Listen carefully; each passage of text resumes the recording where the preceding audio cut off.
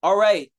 Well, hello everyone. Welcome to the 366th meeting of the New York Comics and Picture-story Symposium. This is a weekly series founded by Ben Catcher a little over a decade ago. Ben founded this series as a kind of free-form weekly meeting for people who make comics, people who think about comics, people who write about comics, to speak about things in a free-form way. They can speak about new work they've made, or they can just speak about an issue or an idea of their choosing.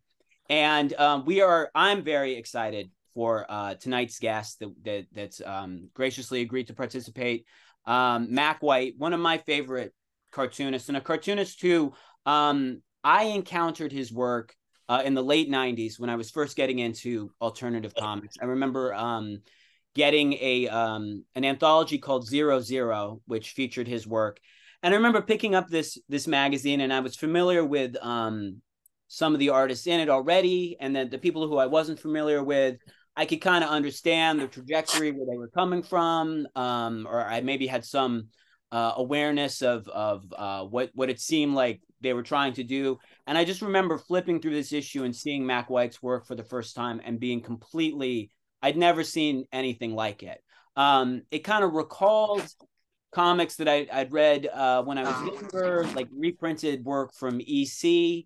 And that's just, having that influence seemed very unique within that sphere of alternative comics, but it couldn't really be reduced to having a great commonality with EC, because the precision with craft and just these incredibly well-made images were there.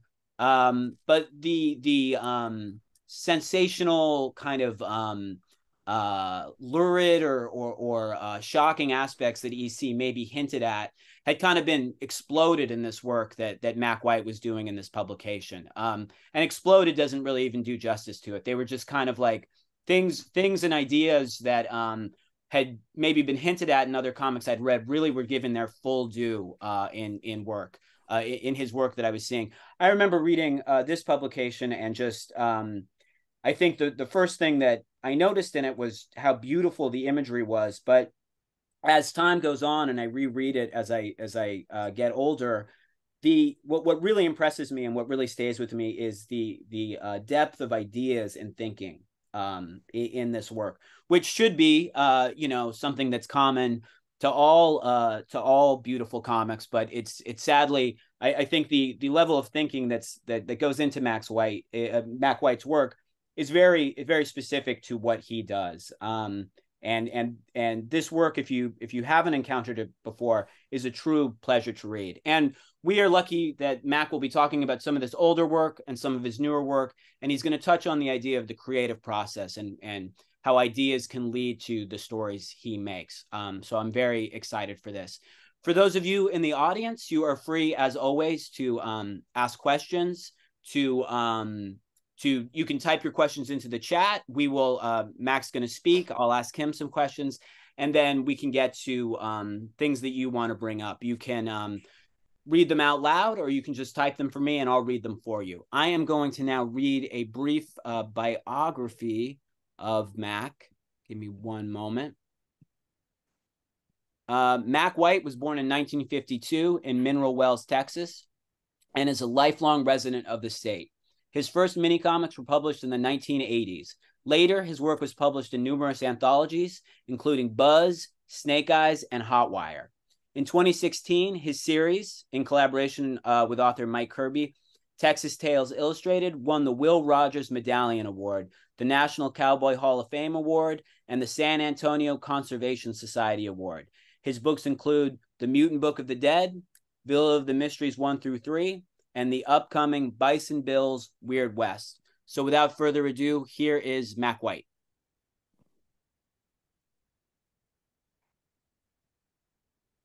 Oh, Mack, you got to if you could just hear, I can unmute you. Let me just ask to unmute. Are you able to unmute there? That now there you go. I can hear you now. Now you can hear me. Wonderful. Good. I unmuted myself. Yeah, I was going to talk about the creative process. At least that's a good jumping off place for what I wanted to get into. And I didn't really give it a lot of conscious thought until recently when this came up here. This offered to be on your show. I've got another one that says Lael Westwind entered the waiting room. Yes, I've admitted her. Okay, good.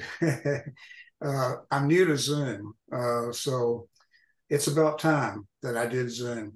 But I wanted to talk about the creative process because that's something that I, have some insight to, and I've had a great deal of experience with. Where do ideas come from?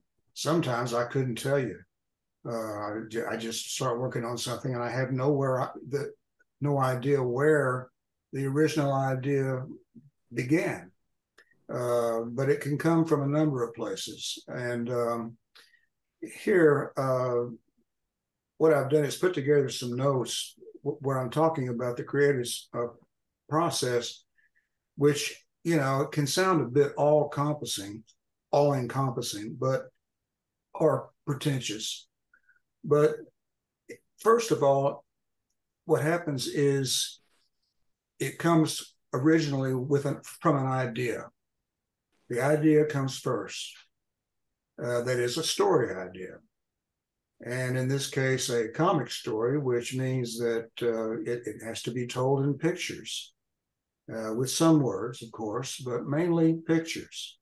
It's a visual process. And so frequently, what I've done in the past is come up with the title first. That is, the title is the first thing I think of, and it usually the story kind of follows from the title. Now that's not always the case. Sometimes I just do a story, and I do the title later. It comes out of the story. But in certain cases, I had the title first. And that would be the case with two stories that appeared in the first issues of Villa of the Mysteries and were originally published in various places, mainly back in the Fantagraphics anthology. What was that called? I can't think of the name of it now. It's been too long and my memory is not so great. But Snake Eyes, yeah. There were a bunch of those anthologies in those days, and I contributed a lot to those. And that's where the ideas, where those stories were first published. And starting with the second volume and the third volume of the one I just mentioned, Snake Eyes, I found that the story in the first case came from a combination of words, which suggested the title. And the title then inspired the story. That's a little bit backwards. Like I say, sometimes I've done it the other way around. I had the story first and then I come up with the title. But very often, at least for the stories that seem to have been the most popular, among readers, it's been first a title. And one example is the first story that I published in that anthology series, which was published by Fantagraphics, as I recall, was The Nudist Nuns of Goat Island. And the way that title came about was the result of something of a variation on William Burroughs's cut-up technique of writing. What I did was, first of all, I was at my day job and was caught up at the end of the day. It's around 4 o'clock, waiting for 5 o'clock to arrive. I'd done everything. And I thought, well, what am I going to do? And so I decided to type up a page or two of just full of words, just random words that just occurred to me, and words that I just liked, or phrases, but mostly just words. And then I took those pages. There were probably about 3 pages of just single-spaced words, nothing else but words, no paragraphs or indentations or anything, just the words. And I was at that time interested in the cut-up technique that the novelist William Burroughs used. And so I thought, well, what I'll do is I'll type up all these words, and then I'll cut them all up and start recombining the words, which I did. And as I say, it was a variation somewhat on the Burroughs method of writing. But in this case, it was, I didn't know where I was going with this. I was just playing around with the words. But again, words that had some kind of meaning to me psychologically, that jumped out at me. One of the words was nudist. I mean, that's a word that, is kind of fascinating. Nudist, nuns, is another one. Goats, they're an interesting animal, and it's a funny word. I just like the word. An island, I like the concept of an island, a tropical island. I didn't realize it until I had that combination of 4 words, nudist, nuns, goat, island, that I had a title. So that was a case where the title came first, because it became The Nudist Nuns of Goat Island. And it was printed in Snake Eyes originally, and it's been reprinted elsewhere, including in the Yale Anthology of Comics. That was edited by Ivan Brunetti, a cartoonist colleague, and and it's been all over the place. And very often, if someone hasn't read anything else by me, they've read that, The Nudist Nuns of Goat Island, and the title then suggested a story. What would nudist nuns be like? What would they look like? How would they dress or not dress in this case? So they would wear their habits, so they would be nuns, but that would be all they'd have, that and sandals, and the rest would be just, dressed in the all together, whatever God gave them. And they herded all these goats and on this island, this very secluded Mediterranean island. Well, this woman washes up after a shipwreck. She's on a pleasure cruise of some kind, and washes up on this island and becomes a member of this unknown convent of nudist nuns. And it was interesting because in the book, as I say, I've had a lifelong interest in religions, world religions, and in philosophy. And at some point in one of my early Christian college courses I took at the University of Texas at Austin, was some discussion of the so-called St. Paul, who had this interesting quote, which is something of a I've got it typed up here, where he says something. Well, in what you see, and I don't know if any other readers have noticed this. Maybe some have, and I just don't know about it. But on a rock that's in the background of this nudist nun who is shepherding these goats is a Bible verse, Romans 11:8, I believe, which I have it written down somewhere, but I can't bring it up right now.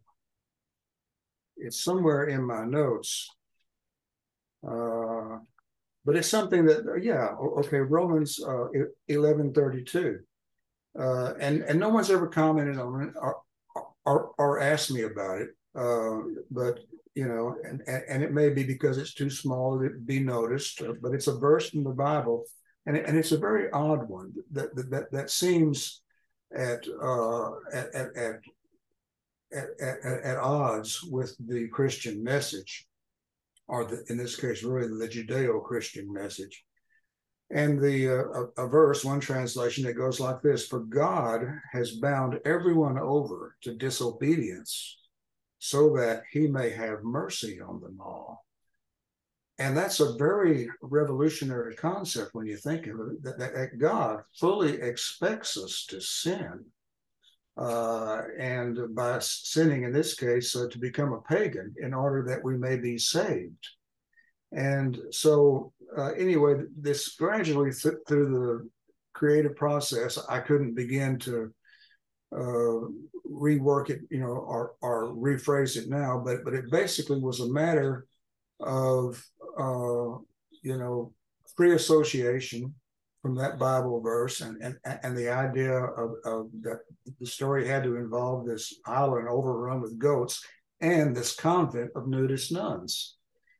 And the idea emerged that this was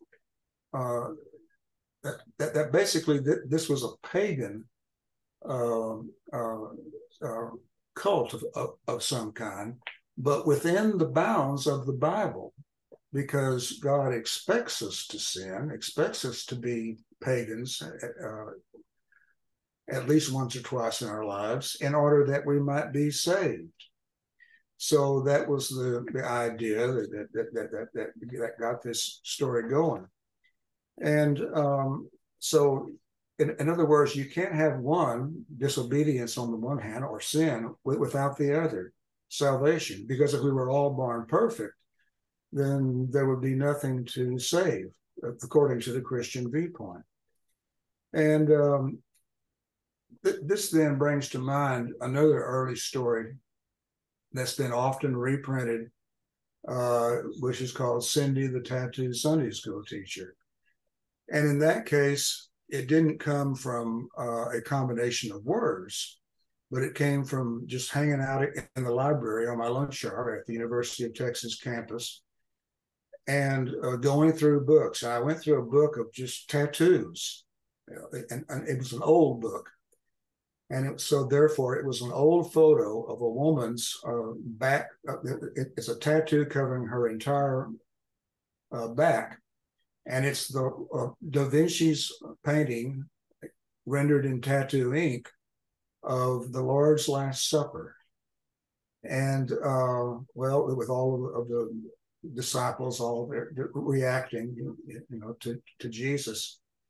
And that became, I began to call that image Cindy, the Tattooed Sunday School Teacher, because I then had this idea in mind. Well, first of all, Cindy seemed to sound better with Sunday, so it had more of a ring to it, Cindy the Tattooed Sunday School Teacher. And so then I got the idea of this story about a woman who comes in, and she has not only this tattoo on her back, but she has tattoos of Bible stories all over her body. And she reveals her nakedness to this church, and ends up taking control of the church and pushing the old pastor out. And she's able to do this because it's an ecstatic religion that she has come into. It's a snake handling church where they work themselves up into a frenzy and they handle snakes and sometimes get bit. And if they get bit, it's because they didn't have enough faith. But if they don't get bit, which is more often the case, because the snakes are very, even though they're venomous, they're very disoriented by all the handling and the dancing around and so forth, then it means that they have been overtaken by the Holy Spirit and nothing. They're afraid of nothing, not even snakes. And it comes from a verse in the Bible that they shall pick up serpents and the serpents shall not bite them, something to that effect. So that's what happens. She takes over this church, and she is, of course, a pagan goddess image, basically, and runs off the old preacher. He comes back and tries to take back his church, and he's not successful, but she's able to reveal her full body tattoos, which are Bible stories, Adam and Eve and the Garden of Eden and so forth and so on. And she reveals her entire body to these people. And this was also inspired somewhat by another ecstatic religion, not only the snake handling churches, but in Canada, there is, or there was, a religion known as the Doukhobors, and there was a breakaway faction at some point in the 50s or 60s that was practicing ritual nudity. And so I combined that.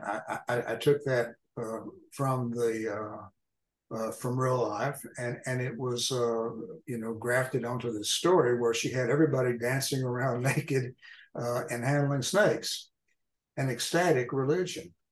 And at the end, when the old pastor, Brother Harris, I think he's called in the story, who wears hard-rimmed glasses like I'm wearing today, he comes back and he tries to take back his church, and instead he's overthrown and he's burned at the stake. And the last image is of him damning everyone to hell as he is slowly roasted to death. Well, that's been a very popular story, but that's where it came from. So you never know exactly where an idea is going to begin. In this case, it was from, it came from those images. The image, first of all, of a woman with a full body tattoo, and the tattoo happened to be the Lord's Last Supper on her back.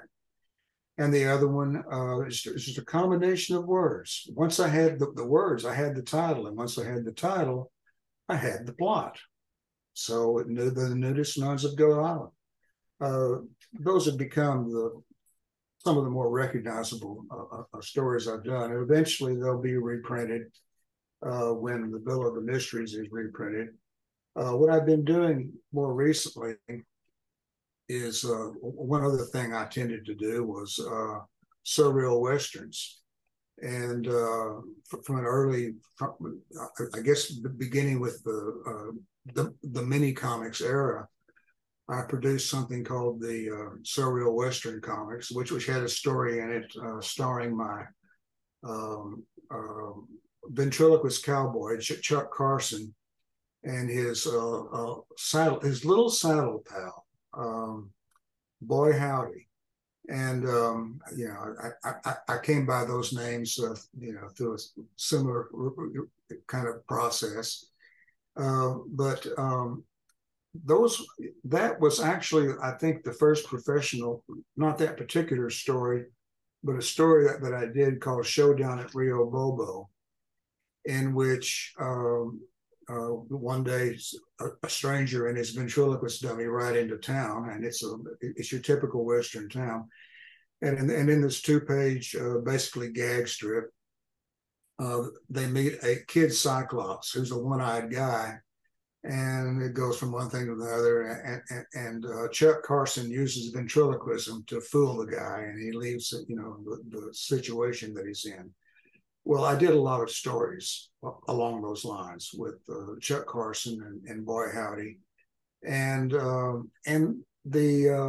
Western Westerns are, I've heard it said, are an authentic American mythology, and therefore it's not surprising that it interested me, that I kept coming back to it over the years, not only doing different stories with Chuck Carson and Boy Howdy, but also some stories that, for instance, one has never been reprinted outside of the Austin.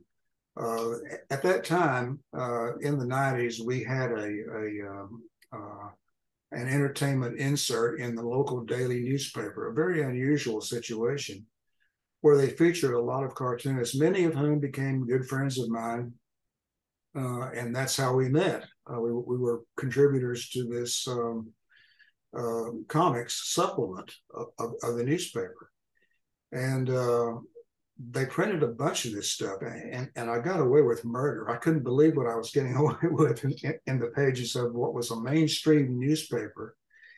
But one of the things that I did was a story called Treasure of San Diablo, and it was serialized over 4 pages. And it basically is a treasure story with an Old West viewpoint, which has a really grisly ending, which I made grislier more recently by adding a few more panels. And in that case, I didn't colorize it for the book. I kept it in black and white, but I spot colored certain things. Like if a rifle went off, it not only went bang, but it did bang in red. So that was a fun thing to do. Well, I collected over the years. I'm sorry to interrupt. Do you want me to show these images? Because I think one of the ones you just described I have here. I'm talking about that. Yeah. Let me go ahead and show those images. Yeah, they're from the book. Now, right there is the first. Yeah. Let me bring up the thing you were just talking about. Yeah. Can you still hear me? Yes, I can. Okay. There we go. Now that is the one that I was talking about, where I added a couple of panels. That one panel of the guy shooting the rifle, blam. Well, that was an added one. And the one below that is a greatly improved, redrawn one. That was originally in, and I kept the black and white, but used spot colors, just and in this case red for the sound effects. And there have been various others that are in this group of samples that we've got. This one, Pecos Bill versus the Aztec Mummy, is an all new story. This wasn't originally done anywhere. It wasn't published. I decided to do at least one new story. So I did this one. And all I had, once again, was a title, Pecos Bill, who automatically that character suggests the Surreal West, as does the title. It was originally a Mexican movie title, The Aztec Mummy. And I thought the idea of putting these together and putting Pecos Bill on the back of a jackalope sounded like a lot of fun. So I did it.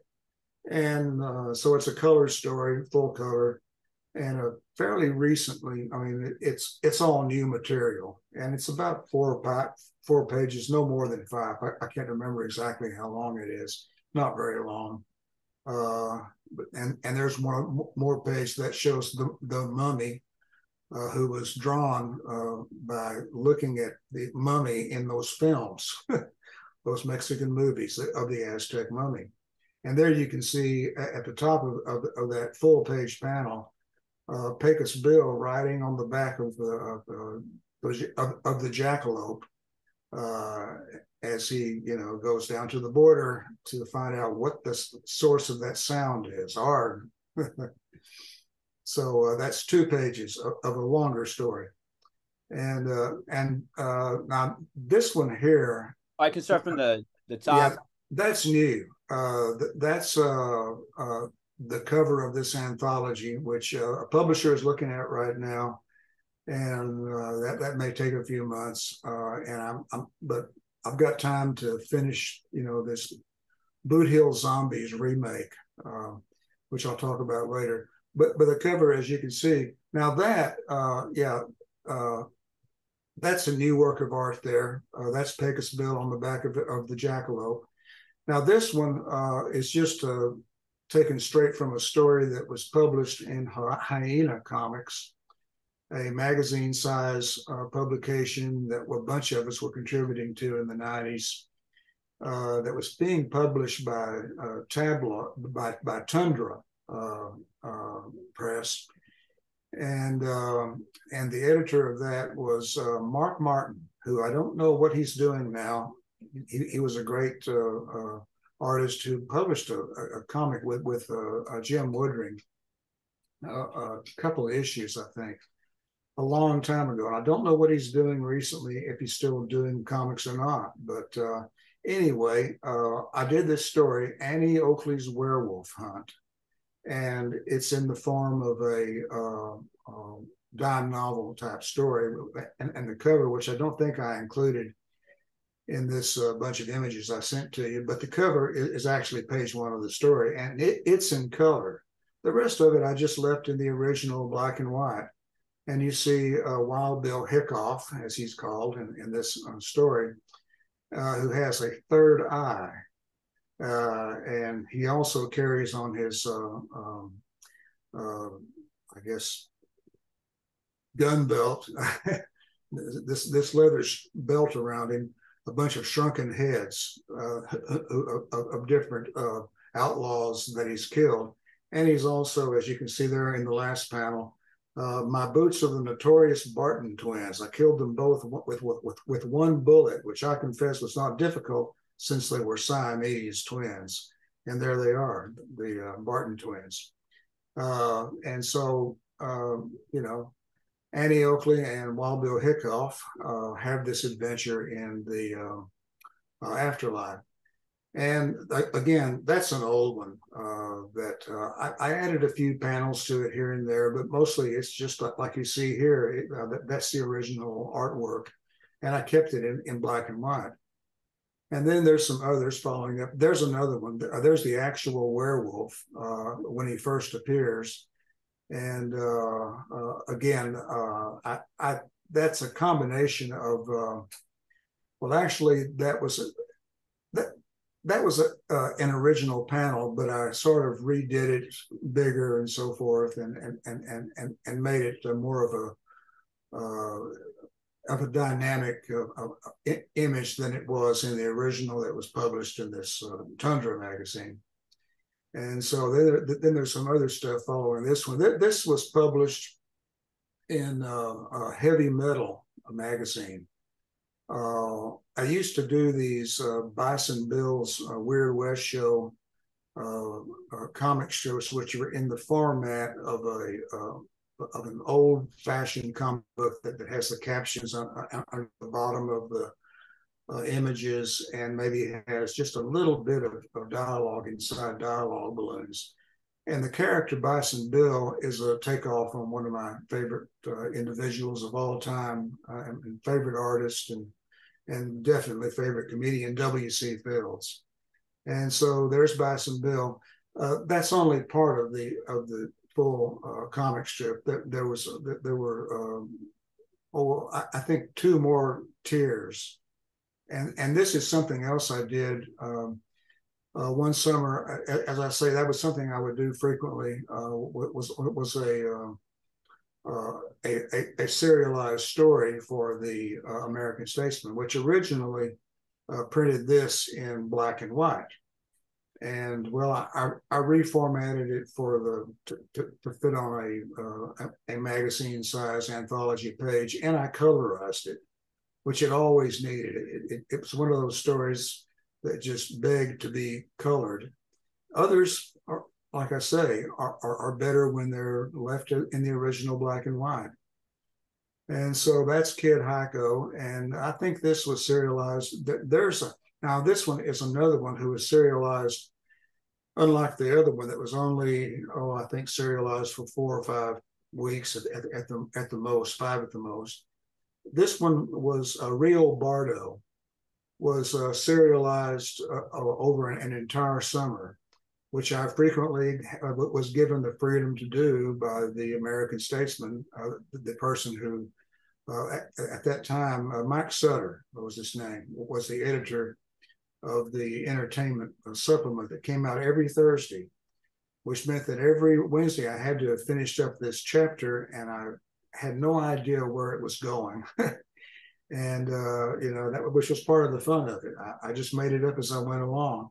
And it starred Billy the Kid and Annie Oakley in the afterlife, after they, died in their earthly lives, and are in this Bardo state, hence the title Rio Bardo, which in Buddhism, the idea of the Bardo state is that basically these are dreams that the soul experiences that seem very real, but demons appear in them and so forth, and they appear in this comic. And I think there's another one here that's even ghastlier. Yeah, this one shows Billy the Kid up in the upper left inset panel, looking down at a situation that's developing below, which is an attack on this stagecoach. It's a gang of robbers, one of whom has a third eye. All of them are mutants in some way. And as you can see, riding a dinosaur in the background, a flying dinosaur, is a double-headed person who I called Uncle and Auntie Christ. Uncle and Auntie, Auntie, Christ, Christ, kind of a play on the Antichrist. But in this case, he's the good side of this individual. She is the wicked side. And they have a confrontation, and that happens later in the storyline. And I think there's another image here. Yeah. And here's where I began to add on panels that were not in the original.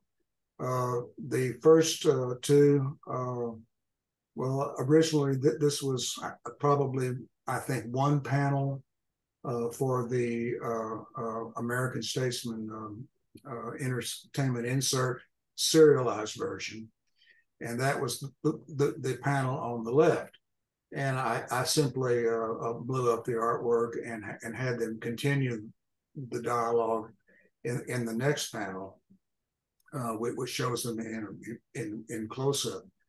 And the one down below is a new panel that I added, in which there's a conversation between Billy the Kid, who's discovered this divine child, and he's also met up with this a fellow called Professor McDougal, who's a long-haired guy, looks kind of like me, long gray hair, and he wears sunglasses, and he's very weird for a weird Western.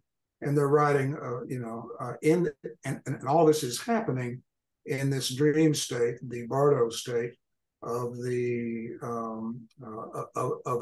afterlife. And that may be the last one. The last one images. I have so many of these samples, and then that I posted on Facebook. So if you're listening to this and you haven't seen my Facebook page, well then, and you're on Facebook, well, send me a friend request, and I'll be happy to give you a yes. This is a friend, and you can see all the weird stuff that I post. But following this is something, oh yeah, now that actually is a panel from, yeah, thank you for making that bigger. I don't know why that one came out small, but that is from the original serialized version, which is in the book, that shows this character being buried. You know, it's an old form of Indian torture to bury someone up to their neck in desert sand, and then pour molasses on them, and invite the bugs and all the other insects and ants and whatever to feast on the individual. A very bad way to die. And that's what happens. What happens in this particular instance. And let's see what the other image is. I just sort of, yeah, and that's the one that we looked at first, which shows. And I think now we're getting into a repetition. Yeah. All the images I sent, but there are so many more, and I've again made available more images via Facebook. And I have the black and white version of. There's the black and white version. Yeah, of that page you were talking about. So if people can just, it's hard to see pages when I hold them up over Zoom. But yeah. There you go. That's what I did with it, and that's what it originally looked like. But I expanded on it somewhat, and through the magic of Photoshop, I expanded on it, and as I say, colorized the entire thing, because it always begged to be in color. And so it was, certain things are just better in black and white, like the Treasure of San Diablo, which also was serialized in the American Statesman. Well, those were beautiful to see. I do. It's interesting that you're working with those stories that you serialized in the American Statesman and collecting them into this book. You were talking about this a little bit before we started recording, about how your interests, the interests of the work that you were working on in the early 90s have kind of shifted a bit into these more Western stories. Can you talk a little bit more about that, about how that process began? Yeah, well, the Western genre is one that I keep coming back to, and generally I've tended to work with mythology. One of my popular characters was Priapus, who had a very enlarged sex member, as he was depicted on the Pompeian walls and other frescoes that were painted on those walls and so forth, and was the center of a Roman cult. And so for two stories, highly X-rated stories, which I don't know if I'll ever get around to republishing, but maybe I'll do an X-rated comic sometime, a collection of all the X-rated stuff. But at any rate, he appeared in two stories. One, and they're sexual slapsticks, basically, which the original satyr plays that the ancient Greeks and Romans watched at festival time, where that's, yeah, right there is one of the stories. That's the second and the last story I did with him. Again, he's a character from mythology, yeah, and so you can see him at work right there, and he was bothering this woman in her house in the first one, and then he disrupts things in that second issue in an office environment, and that's about all I could do with the character, But it was just a slapstick comedy, but it was inspired by, again, classical mythology, which has always been a great source of inspiration. There was another story that appeared in the first issue of Villa of the Mysteries, which was a long story, I think about 12 pages, and with big panels and so forth. That story, it's called This is MK Ultra Baby. And it combines a lot of different things. It combines, some of the conspiracy research regarding MK Ultra, the mind control program that the CIA ran in the 50s, in which they would, surreptitiously dose the person with some psychedelic or other, LSD or whatever, and then observe their reactions, things like that. But it was also a retelling or a modernized version of of what was a popular Greek play written by Euripides called The Bacchae, which was about those who celebrated Bacchus or Priapus, and how it comes with a moral that the ancient Greeks and ancient Romans believed that it was good to let those those monsters out of the bag, so to speak, the sex monster, and to have a festival time in which you just let everything let your hair down and your pants down, and went wild and just had an orgiastic good time.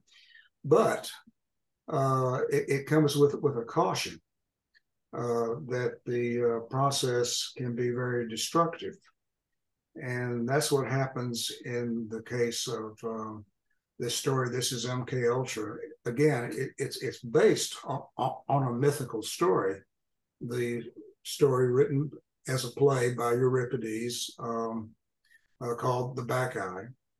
And every character has a parallel in the Greek play.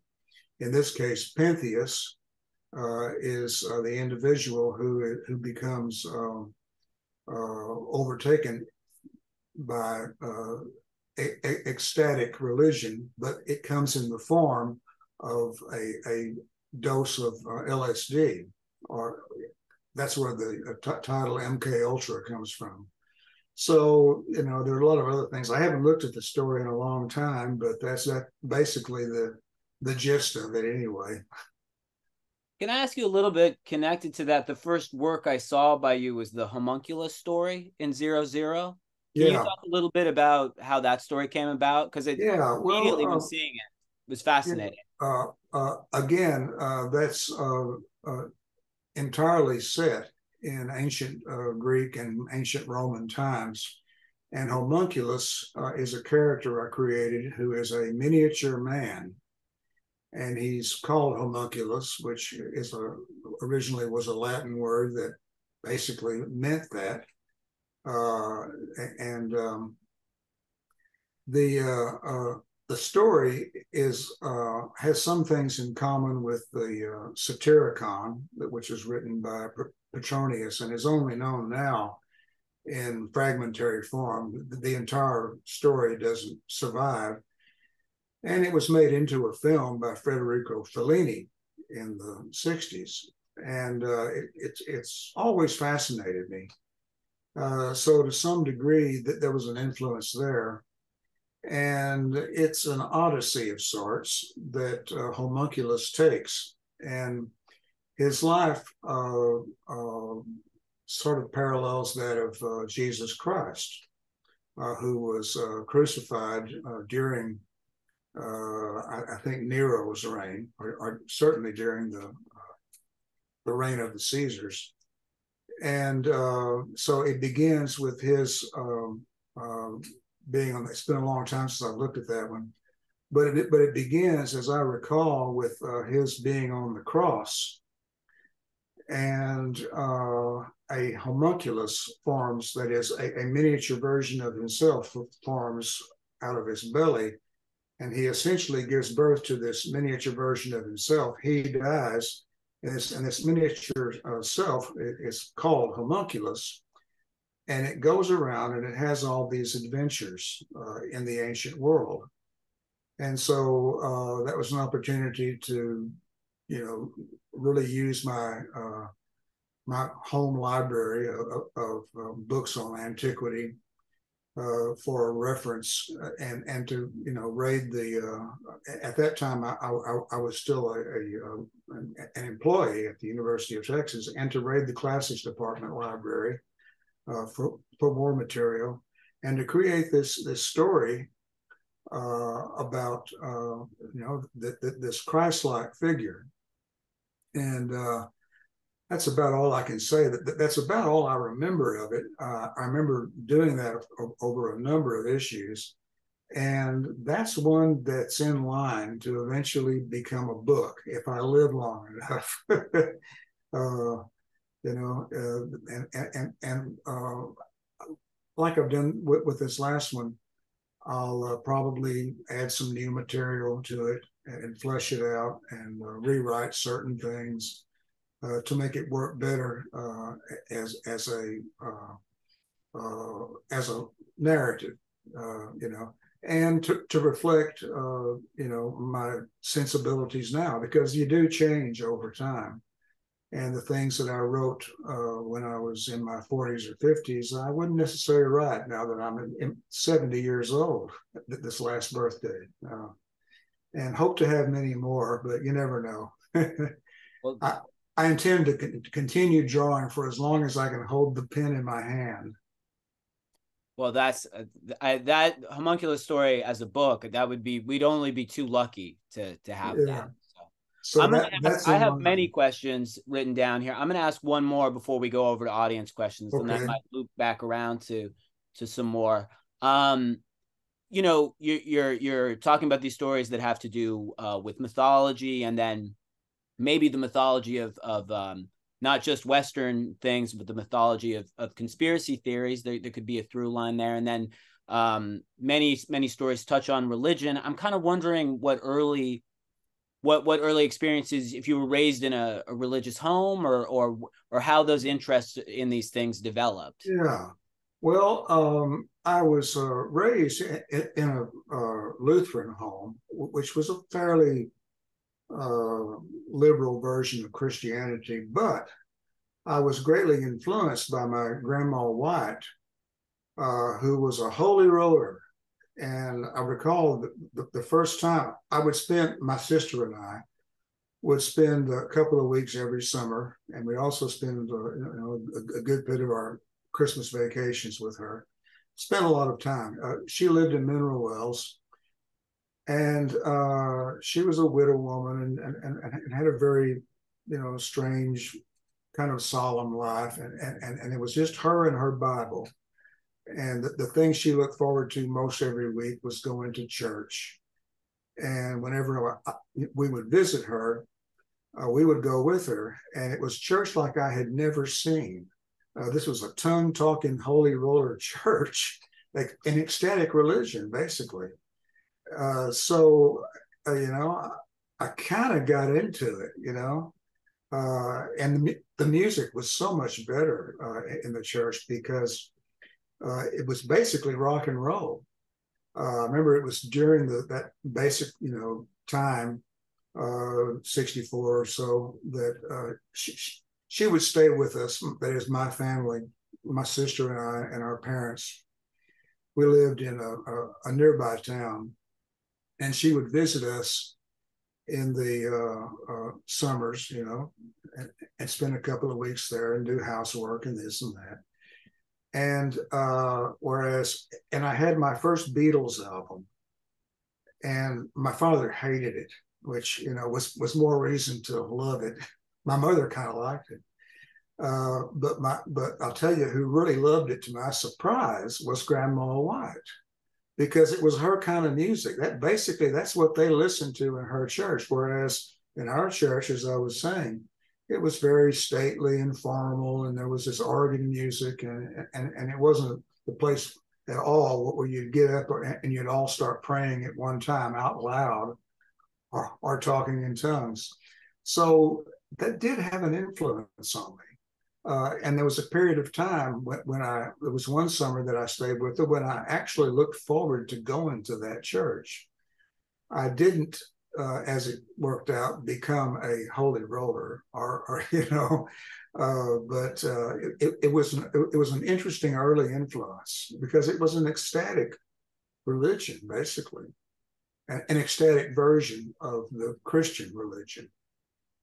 Can I ask you what the term ecstatic religion means to you? I've never heard that term, to be honest, before. I can piece together what it means, but it means literally what it sounds like, a religion or a church that encourages ecstasy of visions. And I remember my grandmother would have visions, she said. I remember her talking one time about how God came to visit her one night, living there alone in her house in Mineral Wells, and he stood there at the door and talked to her, and his entire presence filled up the house with light. And of course, after I heard that story, I began to worry that I love God, but not so much that I wanted to actually meet him, and I began to worry whenever I go to sleep at night that he might show up, and stand at the door and scare me. So there was that, but it was still, an influence.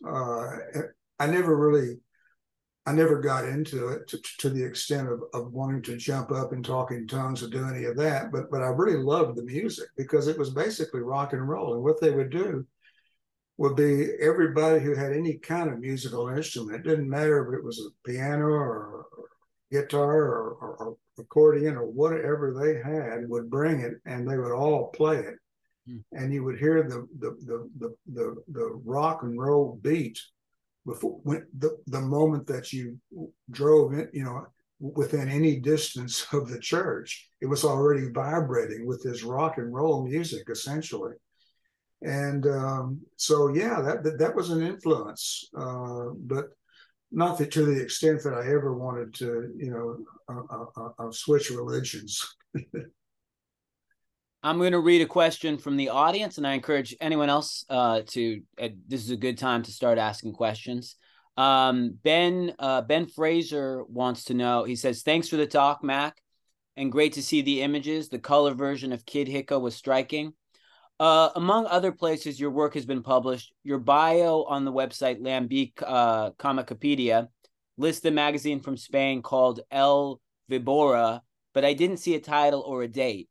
I was wondering what comic you published there and when and how that opportunity came about.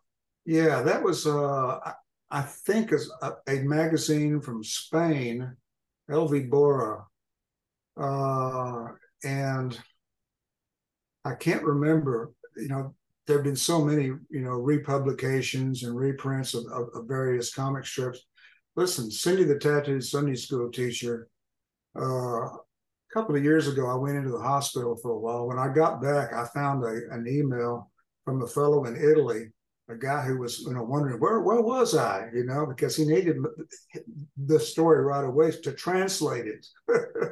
That story has Cindy the Tattooed Sunday School Teacher has been translated into Japanese, and more recently by this guy into Italian. And I don't know, it just, and so El Vibora would evidently be one of the publications that at some point printed in translation one of the comics. And I don't know which one. I would have it on my shelf here, which I rarely look at. I've got two shelves full of magazines and books and what have you, and anthologies where this stuff has been reprinted. But I never look at it. It's just too much. but somewhere there's a copy of El Vibora. And I think Spain was the likely. It was either Spain or Italy. I have a feeling it was Spain. I kind of wanted to know, you were talking about that MK Ultra story that was adapted from a Euripides piece. And I do think an interesting thing, like just, that specific, the conspiracy thinking around things like MK Ultra, I feel like so much of those ideas are seeping into popular consciousness much more these days, or conspiracy seems so much more a part of like the way people talk about daily life or explain things to them. And I'm wondering how your feelings have evolved around these issues over the years. Well, you bring that up, and that reminds me that that's another thing that I've done a great deal of is engage in actual some hands-on conspiracy research, and it's made its way into my comics.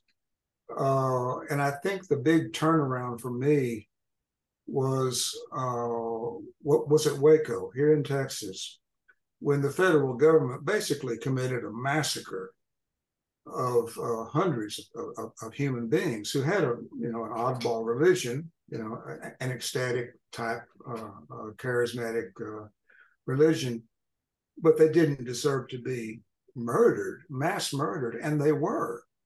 And I got involved in the aftermath of that and met all of the surviving Branch Davidians, and became very involved in that. And I did a piece of comics journalism for the Nose magazine, which was based in San Francisco. And those two guys, the editor and the publisher, both drove to Texas for the event that happened 1 year after the burning of Mount Carmel in Waco, outside Waco, Texas. And so I was going to, they were not only going to do a piece for their magazine, but also interview a longtime friend of mine, now deceased, but we went to high school together, and over the years he became a filmmaker. He produced a documentary called Day 51, The True Story of Waco.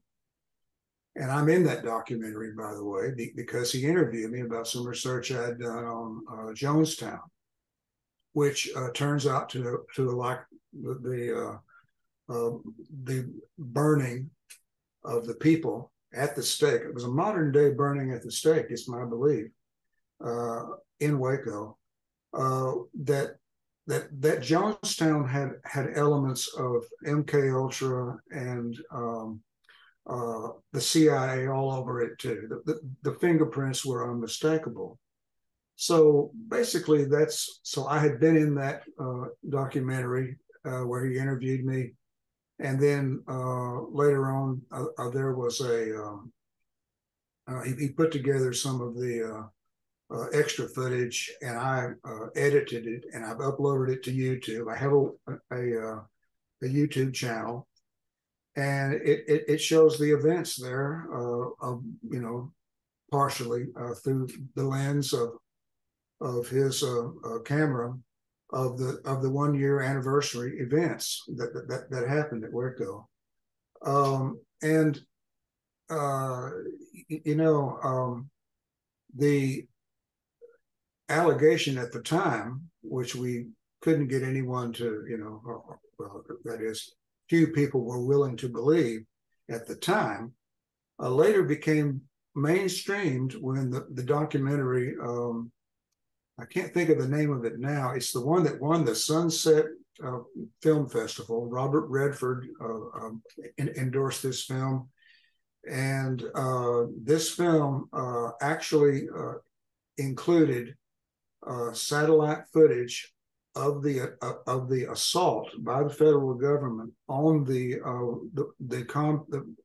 Koreshi's compound, and it shows that it shows the infrared, or whatever it's called, technology that reveals the flashes from the rifles that shot the Davidians down as they ran out the back of the building, the side of the building that the TV cameras were not trained on. So that was a modern day burning at the stake, and those who got out, but was only a handful who came out the other side of the building that the cameras came out. There were probably a dozen of those survivors. I got to know all of those people. And while I certainly don't subscribe to their beliefs, I definitely subscribe to their right to believe whatever they want to and to not be murdered. And in this case, mass murdered. There was a lot going on. And I've gotten into that later in Bill of the Mysteries. I not only reprinted that piece of comics journalism about 1 year later, but also updated it with a postscript, which describes how the order to murder all those civilians came from the White House. It came from Hillary Clinton, who was running things down there. She was the one in charge. She wasn't just a first lady. She was in charge. And that's why I've never been a supporter of hers, never will be. But that changed me greatly, having seen that with my own eyes. And, but, now things are so much different with COVID and so forth. It's got to where I don't really touch on politics anymore. But at one time, that was a big deal. I did a lot of comics journalism. One piece I did was for the Comics Journal special. There were two in a row that I did. One was about the Operation Northwoods, which was revealed in the government's own records, their own files. There's no doubt about it that Operation Northwoods existed, but it was a plan rejected by Kennedy, President Kennedy, but a plan that the Pentagon put together to stage incidents, to stage terroristic incidents, and in order to have the excuse in the event of in the absence of a good excuse to attack someone, to demonize someone. And that's what we've seen over and over again. It's my belief, and I've seen it happen a number of times. So you have to ask the question, anytime there is an atrocity, let's say, that's committed, such as September 11th, you have to ask the question, who benefits? Who benefits from it? Qui bono, the question that the ancient Romans always asked, qui bono, Latin, for who benefits? And who benefited from September 11th, 9/11, the terrorist attacks on the World Trade Center? Well, it wasn't the ones who eventually lost the war. It was the Joint Chiefs of Staff, excuse me, who came up with the idea of Operation Northwoods years ago, which was rejected by Kennedy. Rejected. He was no way he was going to sign off on that. So they got rid of him.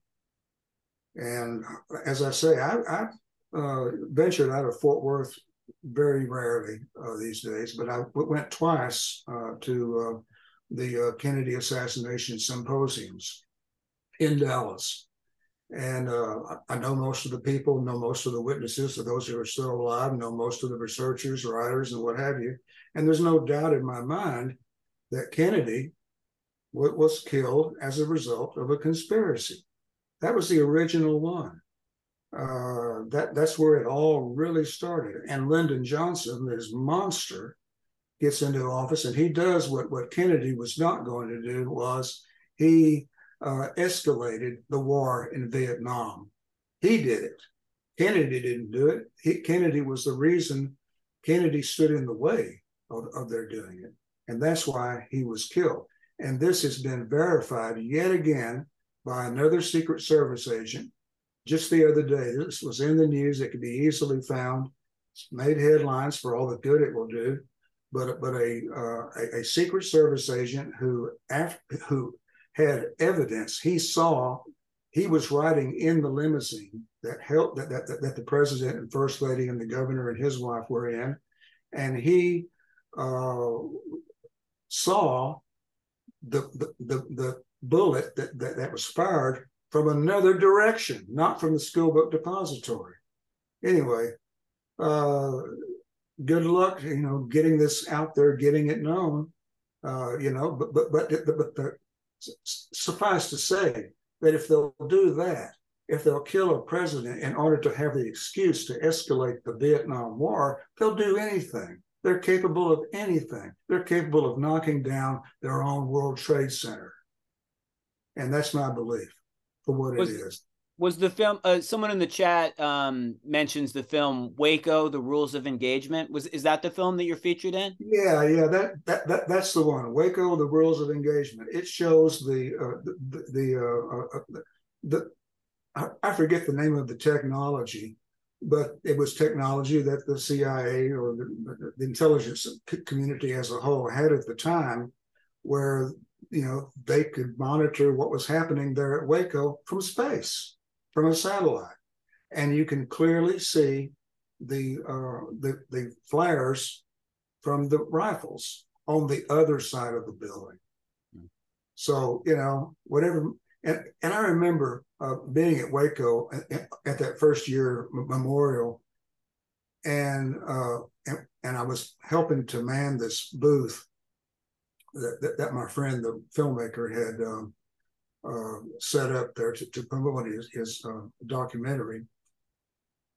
And at one point there, I was the only one manning the booth, and this guy walked up who was a Branch Davidian minister. He was the minister of a church that was in Waco, but was not part of this commune that Koresh had created over there at Mount Carmel. And he told me what later was verified, but everything else I found out at the time. I didn't know whether to believe him or not, but he told me that, Koresh was involved with the CIA. He was producing drugs over there for the mafia, which, what is the mafia but another cover for the CIA? So I have no respect for any of those entities, CIA, FBI, whatever. They're all criminals as far as I'm concerned. But this Secret Service agent, he wasn't in on the plot. And it's in the news right now. Anyone can look it up, that he describes himself how he got so scared that he left the Secret Service and he wasn't seen or heard from for a long time.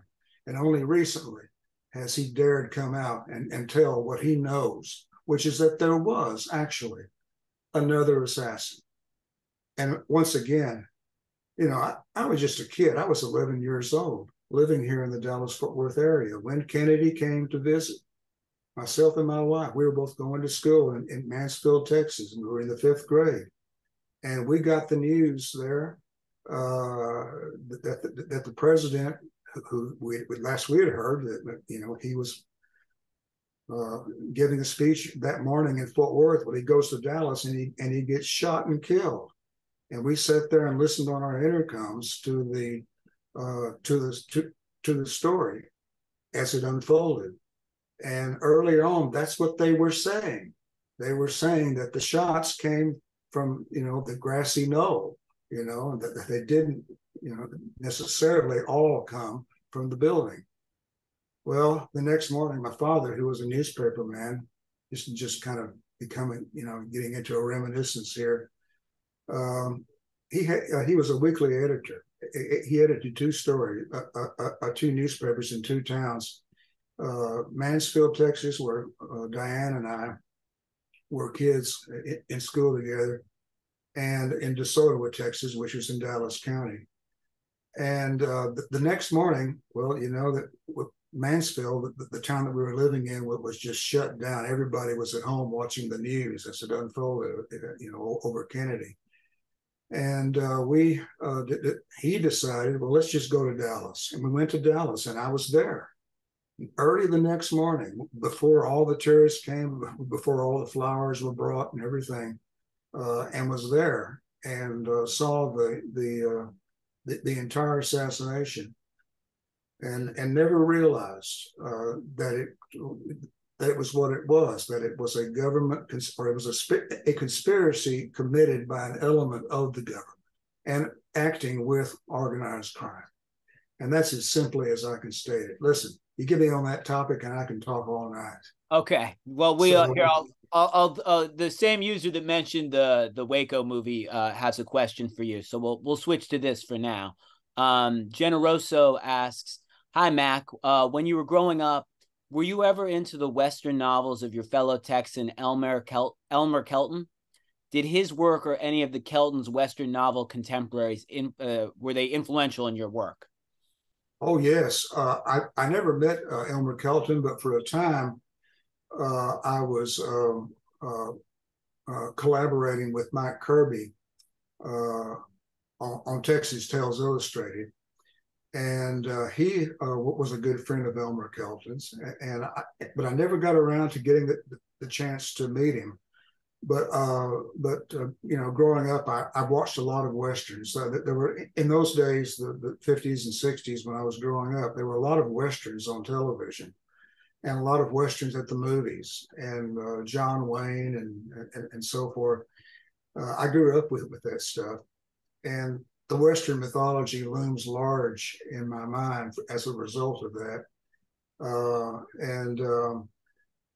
I still, over the years, I've read Westerns and what have you.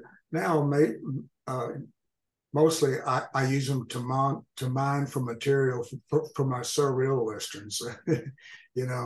I'm interested in Billy the Kid. I have a specific interest in just certain areas. Billy the Kid, whom I do not believe was killed by Pat Garrett in Fort Sumner. I believe that Brushy Bill, who lived until he was about 100 years old in Hyco, Texas, not far from there, that he really was Billy the Kid.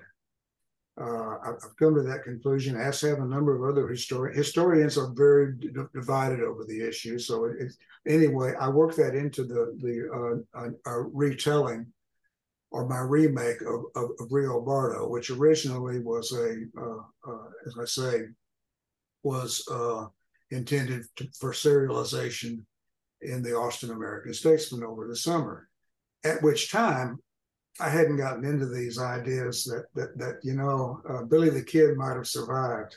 So now, being one who let's put it this way. I tend to believe that. I don't know it for certain, but I tend to believe that, and it makes for a better story. So that's what I did. Partly what was to have the other Billy the Kid, his double, let's call him, shot and killed, while he goes on to live and have all these adventures around the world. And to actually, it turns out that this particular Billy the Kid, or Brushy Bill, whichever one you want to call him, did apparently cross paths with Annie Oakley, who was another interest of mine and who also appears in this story, Rio Bardo. So, for what it's worth. Before we started recording, you were talking about working and you know, in your day job life, and then coming home and working on stories, and the process of making comics in that way. And I'm kind of wondering, you know, to do that means that working on this form is very important to you, or you're really making time to do it with this great passion. And I'm wondering, these interests that you have in religion, conspiracy, other ideas that are expressed within your comics, what brought you to comics to express these ideas? You touched a little bit on it when we were talking before we began this, but yeah. Well, I grew up during the Silver Age of comics, and I read them all the time. We were talking earlier about how, you know, I grew up reading the DC and the Marvel comics, superhero comics, Silver Age stuff, and then kind of, you know, got less interested because that's pretty childish material. At least it was then. But I was reinterested in comics when I was reintroduced to them later in the late 60s and early 70s by the work of the underground cartoonists, which included Robert Crumb and a whole bunch of others, Robert Williams, people, you know, that I've admired their work for years. And that caused this friend of mine who used to publish, we'd publish our poems and our short stories and what have you. We would self-publish those in a small press format. And I would usually contribute drawings or comics or one thing. But he would always tell me, he said, you know, this is what you need to be doing, comics. And so I started doing more and more comics and less of the other sorts of writing. And my first comic, in fact, appeared in one of those early small press literary zines that we did. That was a 2-page comic that introduced this character that I used to do called Reverend G.O. Daniels, God, you know, G.O.D. for God, and how he meets a Herman Hermaphrodite. And Herman Hermaphrodite is a half man, half woman, and it was just a bunch of silliness, crudely drawn because I just started really at that time. And, you know, but it got to where I did more and more comics than I did the other kind of writing. And I found that that those ideas, you know, came to me more readily as for a visual medium like comics. And so somehow, I remember my friend Jim, who did all those, co-edited those books with, he always told me, like I said, you know, this is what you ought to be doing. And he was right. So that's how I got into it. Well, it took a long time, but you know. One of these stories was crudely drawn. I mean, when I first saw your work, I wasn't familiar with your work before reading that story in 00, and you seem like someone who burst upon the scene fully formed, like with a great deal of talent. Do you feel that you've had did you feel that you had a natural ability for drawing, or how did you come to maybe when you burst upon the scene? Yeah. Well, I've always drawn. I've always made art, starting from when I was a kid. I was telling you earlier about how I attended an art school when I was about 8 or 9 years old, and I was advanced into the the advanced class, and I was the youngest person in class. Everybody else was high school or college age. And so, I always had this facility for drawing, but I didn't really begin to refine it until around the time I started doing my earliest comics. And so I look at them now. For instance, one of the early mini comics that I was selling via the mail scene, the mail art scene of the time, late 80s, early 90s, was Boot Hill Zombies. Well, I'm redoing that now because I'm a much better artist and a better writer. And so, I'm redoing it in color, because if I reprinted it now, it would seem so incredibly crude, that I couldn't possibly, I wouldn't want anybody to see it, you know what I'm saying? But I just started, for whatever reason, I got these opportunities to publish in anthologies like Snake Eyes or whatever. And I just really set my mind to doing them really right. Yeah. And so, as I say, I'm entirely self-taught.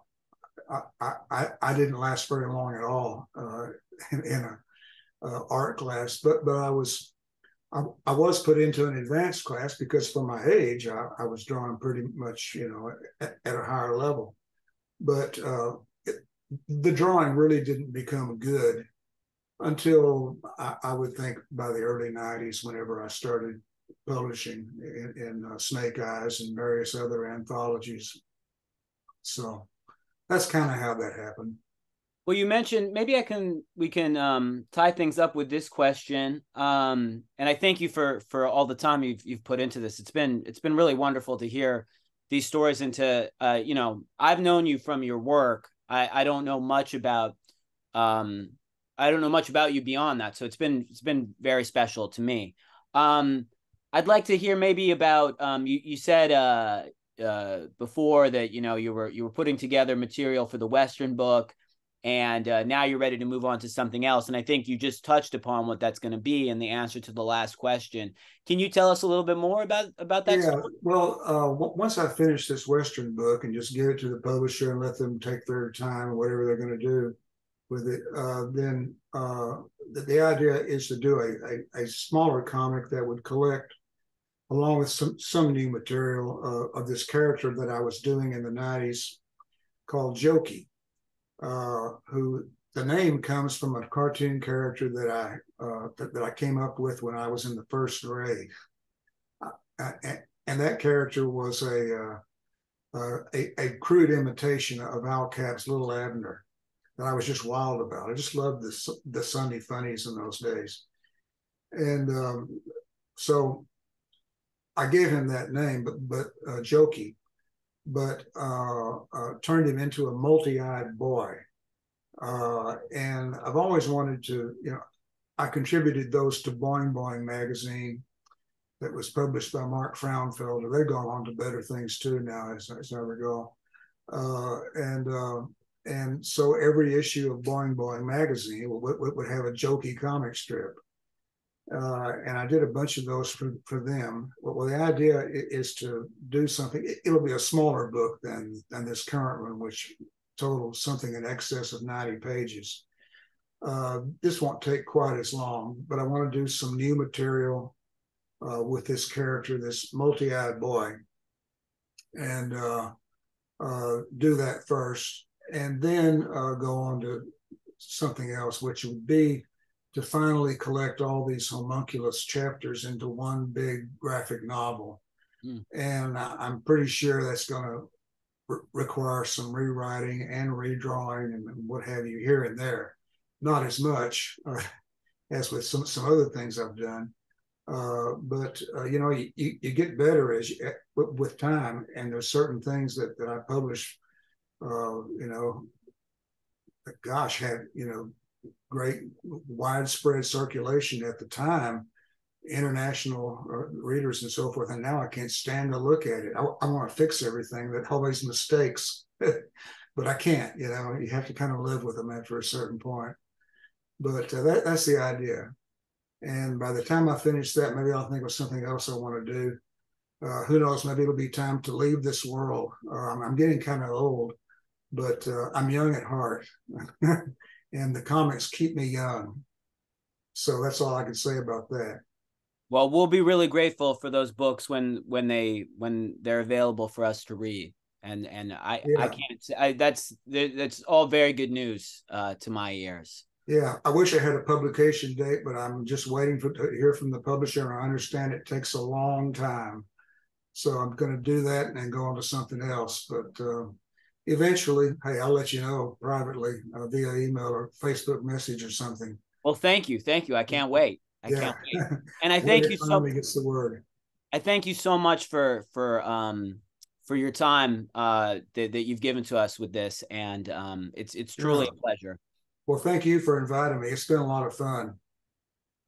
Well, I will let you get back to working on this forthcoming project. And okay, thanks a lot. It's been fun. Thanks. And thank you for everyone attending. And next week at the same time, Bill Cardilopoulos is going to talk to Ensua Jiang, and you guys can all register for that in the same way you registered for this. So thank you all so much, and good night, Mac. Good night. Bye for now. Bye for now.